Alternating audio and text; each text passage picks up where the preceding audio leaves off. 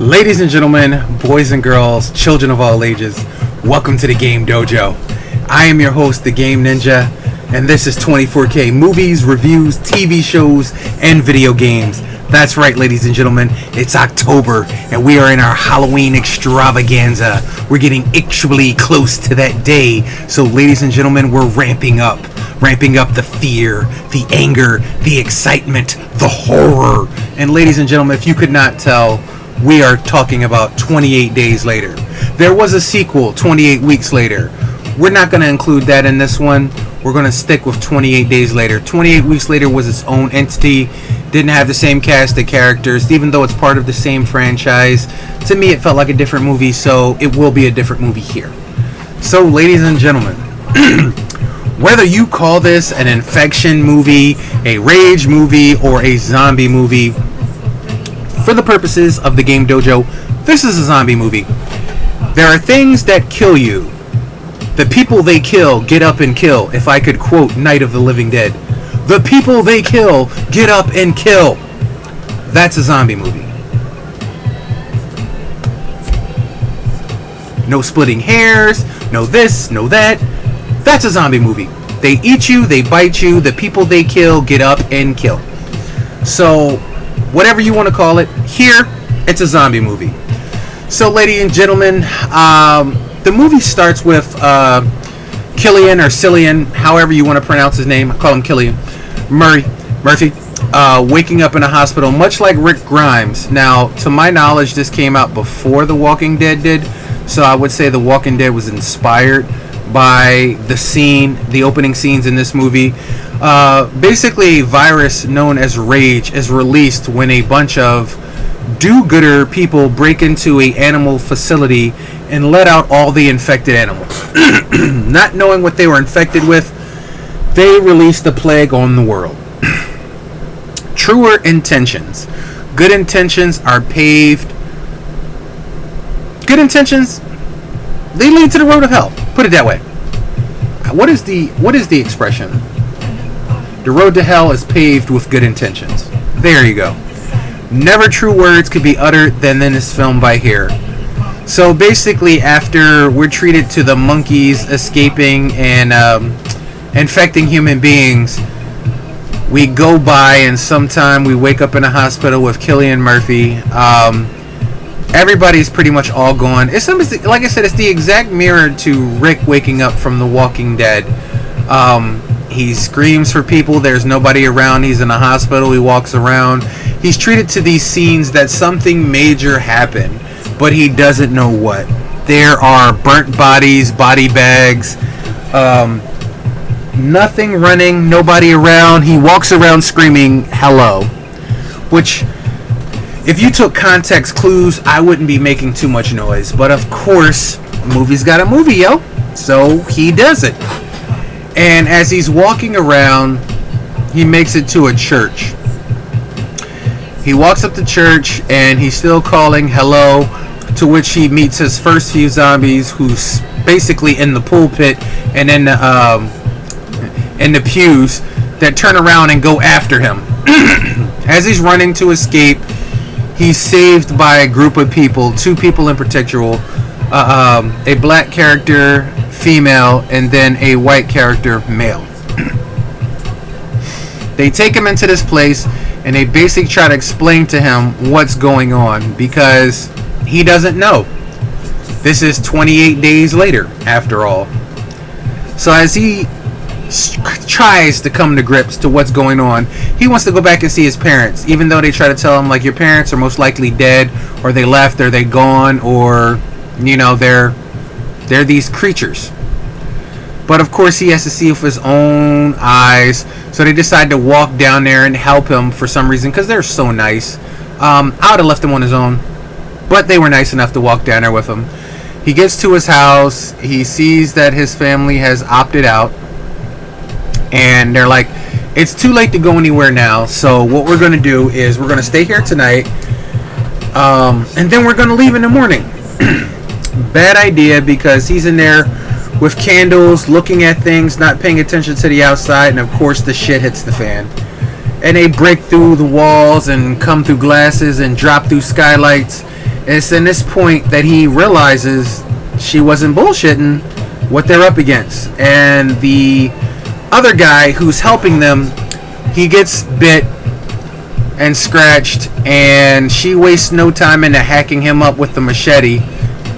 And Cillian Murphy is just like, I can't believe, like, that was my neighbors. Like, I know who they were. It's like, wake the hell up. Smell the coffee. Like, do you know what's going on? So they get out of there, and they make their way through the city trying to get to anywhere safe, to which they find a light on in an apartment building very up high. And they are trying to make their way there when they're met by a group of infected. They run up the stairs. They make their way back and forth. There's so much karma. Then they get to the top of the stairs and they meet my boy from Harry Potter with a shield trying to help them. They get to the apartment.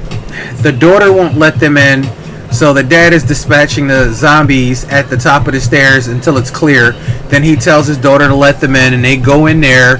And we're treated to like this tea and crumpets time, where he's telling them about something that happened on the radio and where there's a place to go safe. And he shows them the roof in the morning, and he allows them to shave and rest and relax, and he gives them something to eat. Like, this is the first chance that they have someplace fortified to hold up. Sorry about that. It's very late. It's like 2 in the morning. So this is my last one for the night. I gotta get it in there though. Gotta get it in there. It's Halloween. So as he finally gets to this point where they feel safe, it's time to move again, because the radio is saying, like, if you're not infected, make it to this place here and we can help you. It's safe, it's barricaded, we can protect you. Which we always hear that, even in The Walking Dead, and that is a no-no. That is a no-no. I don't care if they say they're Red Cross, they're the military. They're the first ones that go kind of rapey and crazy and stabby and killy pretty much all the time. In all the movies and TV shows, every zombie apocalypse, is always those guys that sort of, go rapey, stabby, killy, chokey, crazy. So those are the ones we're not going to go to. But in this movie, of course, they have to go. So there's a little fun scene montage where they're traveling through the cars and they're going across land, and there's this happy little music. They go to a grocery store and they go shopping, and they pick up all these wonderful, amazing things. And to me, that's really the great levity and lightheartedness about all zombie movies or TV shows. Get to the point where people can go to these places. Like Night of the Living Dead really nailed it with the mall. Dawn of the Dead really nailed it with the mall thing, because it's a necessity, but it also feels good to run wild in these places that you've never been able to run wild in. Grab what you want, take what you want. There's a great freedom to that, and to me, that's always appealed to me. They did that in the 28 Days Later as well, when they run through the store, picking up anything and everything that they want in there. There's some stupid part where Cillian Murphy wants a cheeseburger and he ends up almost dying for it, but I digress. The movie moves on. There's a scene where they go through a tunnel that's very touch and go, where they have to change a tire in the darkness at the same time while zombies are running, a herd of zombies, a nation of them. It's actually really good, but the culmination of the story actually comes to a head when they get to this military base where, like I said, for some reason, men go rapey, creepy, steely, grabby, murdery, crazy, creepy in these situations.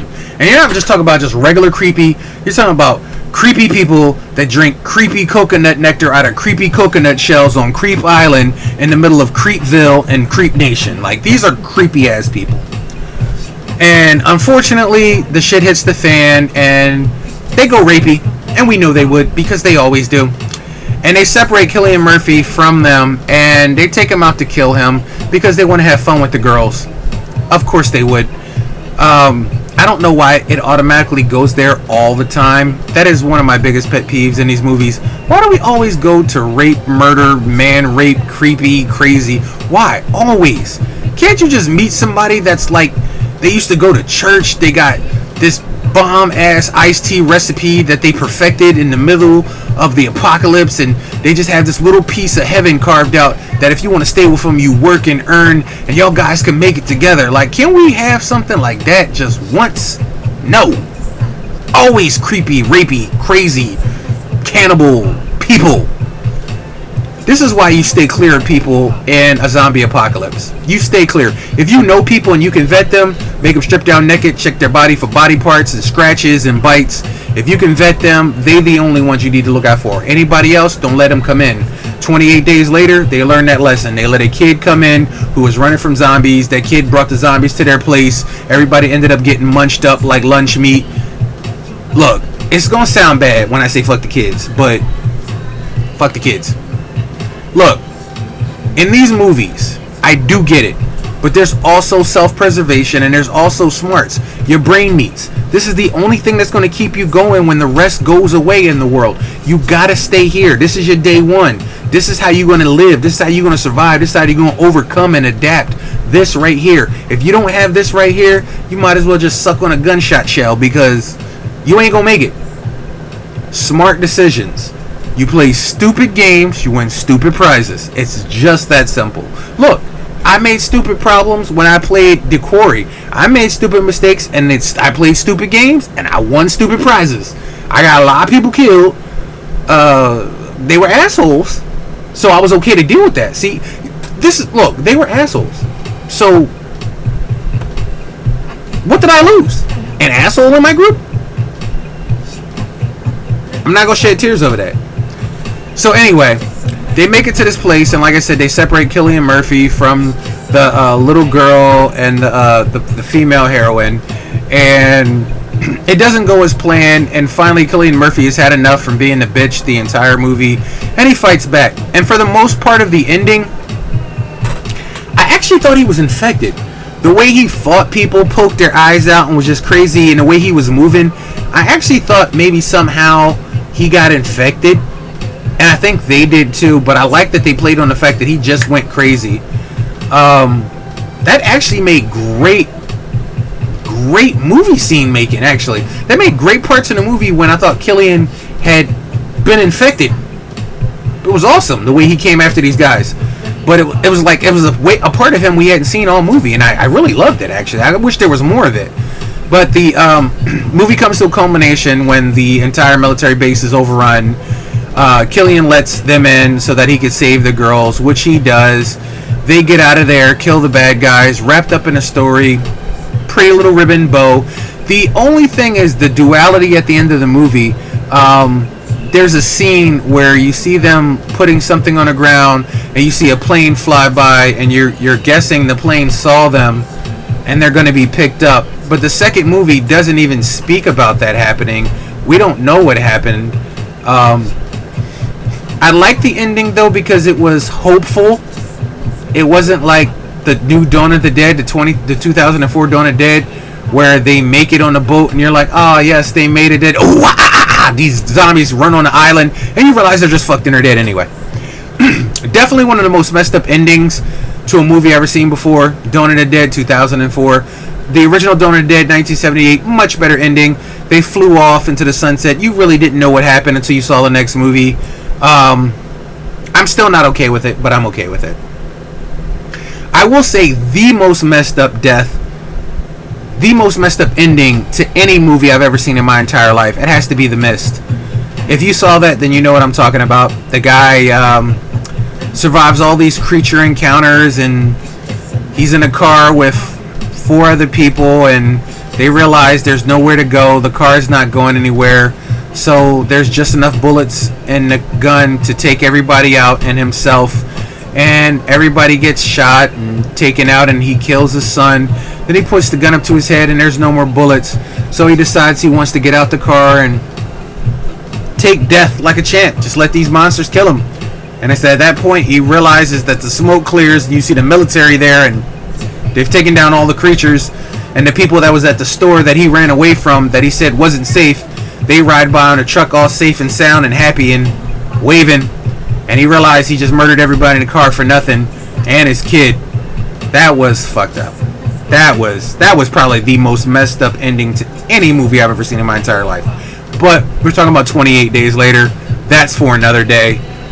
I like the way this ended. Very hopeful.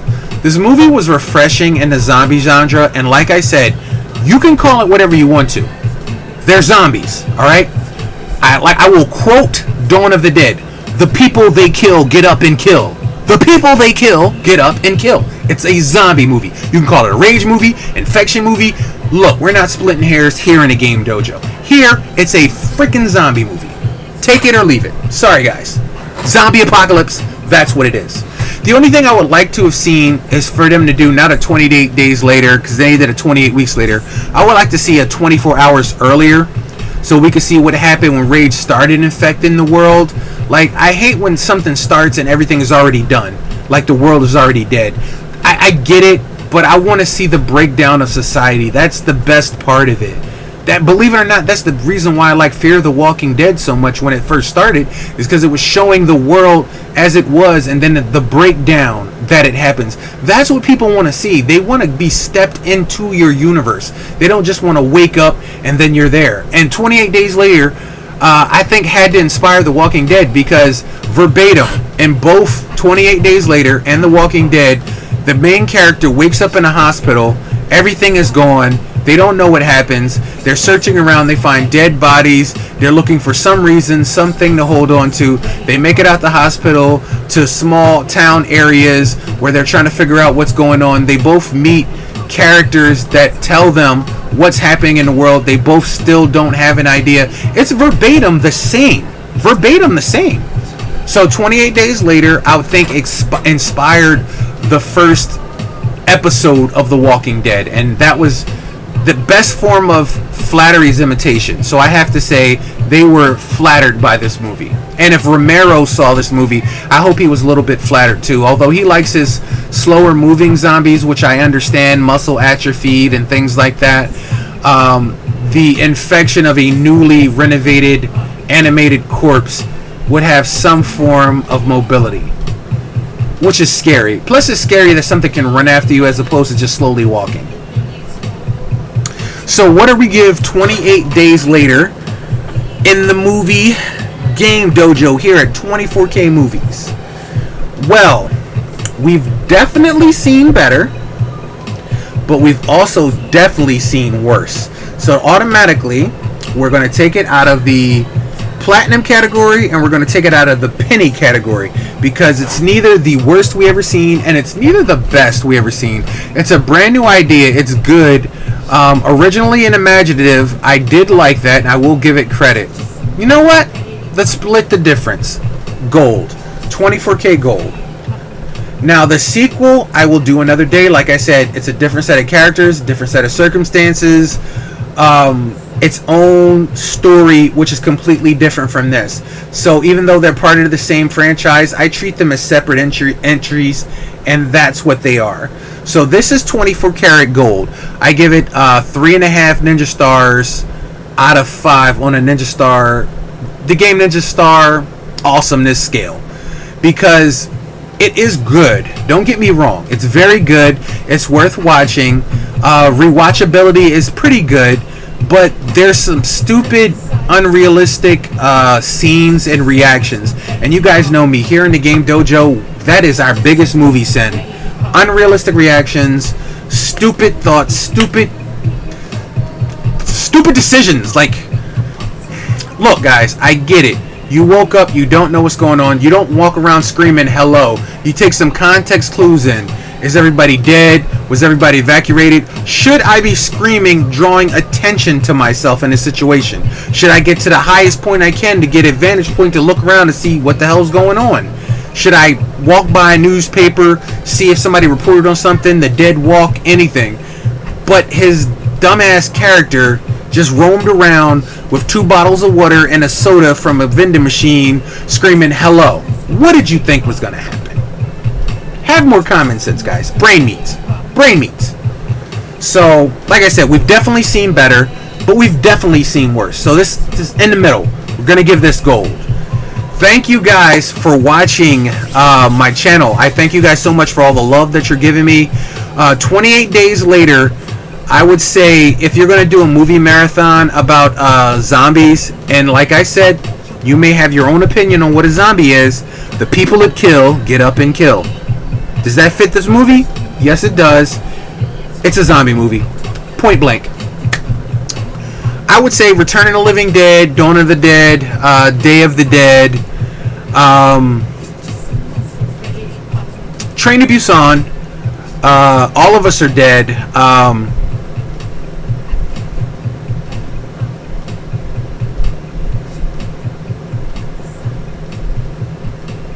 Gundam Zombie, which is a new movie that just came out this year. That was okay. I like people fighting back and doing martial arts. I like people actually fighting zombies as opposed to just, crying in the corner and running away from them. There are a lot of good zombie movies. This should definitely be in the mix if you're doing a zombie marathon. Cooties is another good one. Little Monsters with Lupita Nyong'o. Great movie. Little kids going on a trip. A place next door has a zombie leak next to a kid's place. Great movie. But Josh Gad is in it. It's better than I thought it would be. Like I said, Lupita Nyong'o, you've seen her in a bunch of different Jordan Peele movies. She's an excellent actress. I like the movie. There's only so much you can do with a cast of children in a zombie movie besides kill them. They handle it very well. Not too serious at times, a lot of comedy and levity, but if you like Shaun of the Dead, you would like Little Monsters. Not to be confused with Little Monsters with Howie Mandel and Fred Savage from the 80s. Totally different movie. But yeah, there you go. Thank you guys. Don't forget to like and subscribe, and I will check you guys out later on. Don't forget to check your candy. Happy Halloween, and thank you guys for all the love. From the Game Dojo, we out of here.